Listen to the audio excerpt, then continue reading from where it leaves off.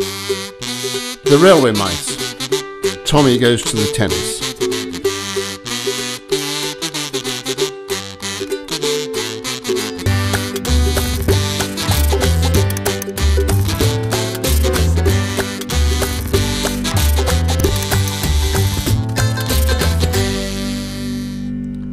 If you stand on any underground station and carefully watch the rails, you are very likely to see some mice scurrying about amongst the stones.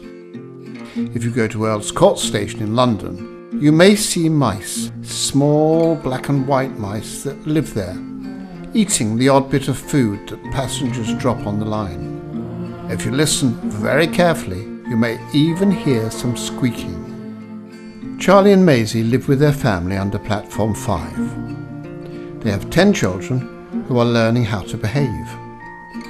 Each morning Maisie would have a class with her children, and she would teach them the rules of the railway and what to look out for. Do not touch the rails.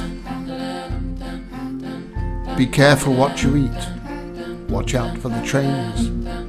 Avoid the humans when they come down at night. She made the mice repeat the rules until they were word perfect. Then she would let them out to play. Tom, the eldest of the mice, would look at the trains as they came in and out and wonder where they were going to. They have labels like Richmond, Ealing or Wimbledon.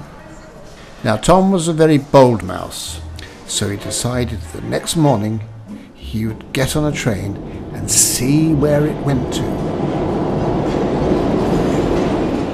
So the very next day, before his parents were awake, Tom waited for the 8:01 train to squeak to a stop, and he climbed up onto the train and over the step.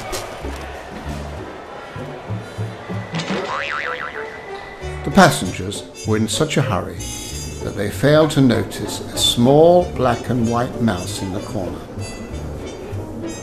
He listened to the chatter of the girls and boys as they talked about their school and their favourite teachers. One of the girls dropped a pen and it fell just near Tom. When she went to pick it up, she noticed the black and white mouse. All her friends crowded round to have a look. She was very frightened and started to scream. All the other passengers heard the girl screaming, and they all pushed and shoved to have a look at the mouse. Poor Tom was very frightened.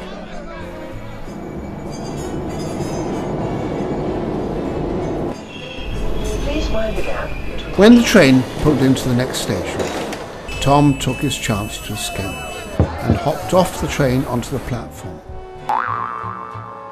and ran as fast as he could till he came to some steps, which he scrambled up.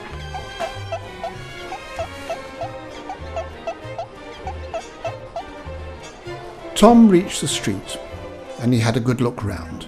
He wondered what to do next when he noticed a picnic basket full of lovely things to eat. So he jumped up and nestled amongst the strawberries, the bananas and crisps. A hand picked up the basket, and Tom enjoyed the swing as it was carried along the street.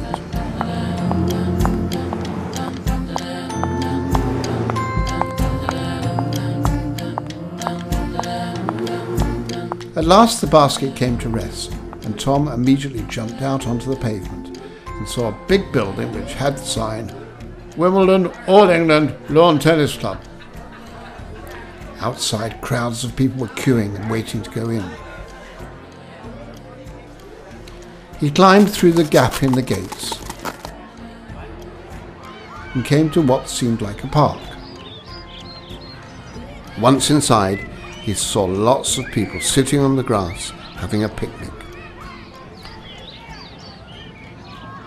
He ran down the path, stopping every now and then to see what was going on.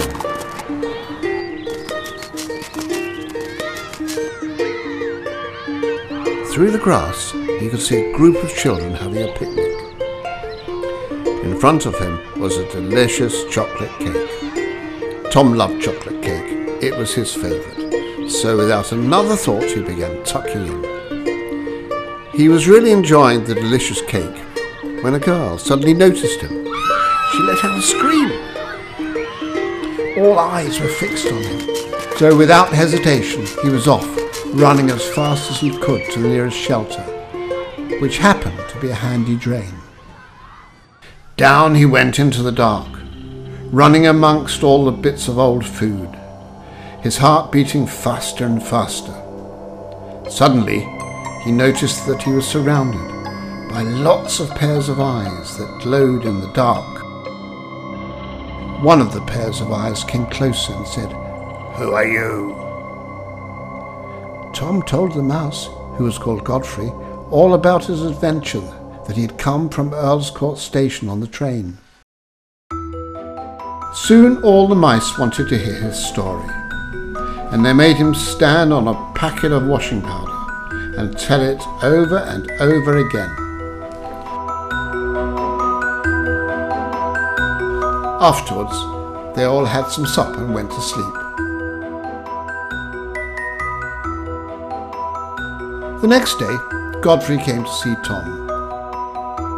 "We live down here in peace and quiet most of the time, till midsummer, when the park is invaded by hundreds of people who come to play games and eat and drink all day long." "Oh, that sounds very exciting," said Tom. "I would love to see that." Victor looked worried. "I will take you to the edge of Mouseland, but no further." "This is as far as I go," Victor said. He shook Tom by the hand. "I wish you good luck in the Humans' Park."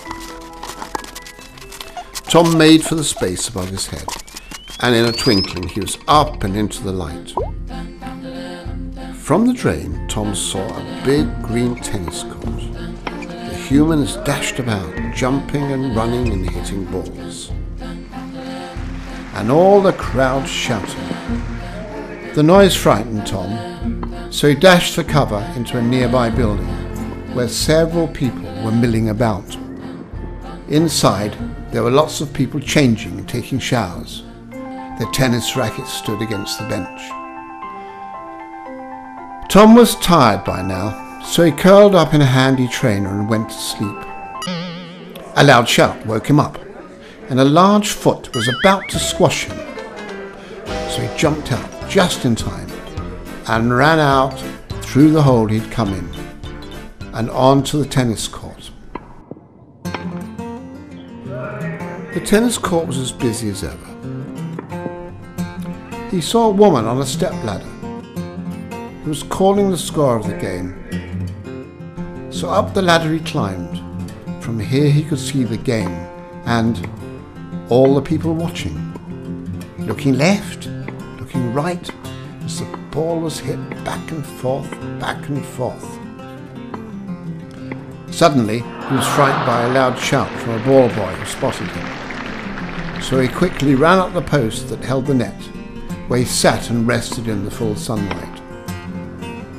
It was then that the TV cameraman noticed him, and that is how Tom appeared on TV and became the most famous celebrity mouse in the world.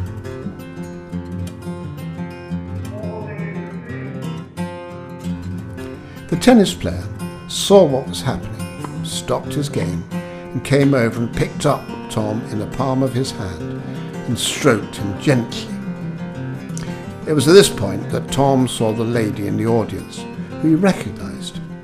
It was the same lady that picked up the basket at the station.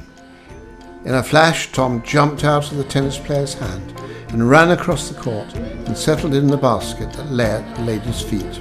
She picked it up and carried it all the way back to Earl's Court. When he got home, he gathered all his family round him and told them all about his adventures and the humans he had met. Some were kind, some were frightened, just like mice.